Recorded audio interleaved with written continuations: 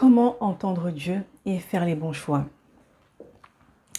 C'est cette toute nouvelle vidéo où je vous explique comment faire le bon choix de bons partenaires d'affaires, de bons partenaires de destinée, comment choisir la bonne ville où s'y installer, comment faire sans prendre de risques, comment faire sans regretter, sans perdre du temps, voire des années.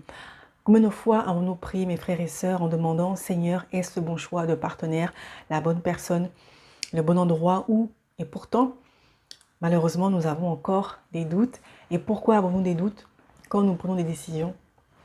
C'est ce que je vais vous révéler. Dieu parle, mais encore faut-il reconnaître sa voix. Il a dit, mes brebis entendent ma voix, et elles me suivent. Ça veut dire quoi? Dieu parle, il parle comment? Il parle par sa parole, par une paix intérieure, par des confirmations. Peut-être que Dieu parle de plusieurs manières. Tantôt il parle d'une manière, tantôt il parle d'une autre.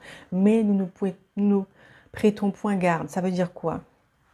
Les bonnes décisions naissent dans la paix et non dans la pression. Ça veut dire que la paix de Dieu, en fait, règne en toi et que tu puisses être guidé par l'esprit et non par tes émotions, et non par l'urgence, et non par la solitude lorsqu'il s'agit d'un partenaire de destinée, un déménagement, un partenaire d'affaires. Tu dois avoir une paix intérieure et des confirmations. Donc, Dieu ne presse pas, il confirme dans la paix et dans le secret. Dieu regarde d'abord le cœur et pas les apparences.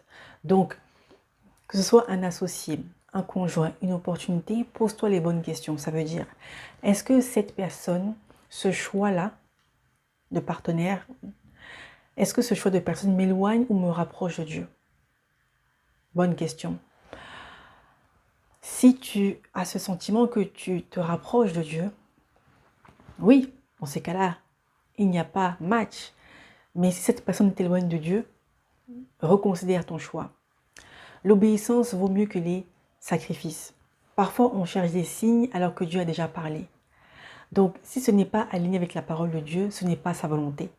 Même si ça semble parfait, il faut encore une fois reconsidérer ton choix en allant te réfugier à la parole de Dieu et savoir ce que la parole dit dans ta situation. Donc, avant chaque décision, demande-toi, est-ce que tu as la paix intérieure? Est-ce que tu es aligné avec la parole de Dieu? Est-ce que tu es dans la précipitation, dans l'urgence ou dans la foi? Et est-ce que ce choix nourrit ta destinée ou juste tes émotions?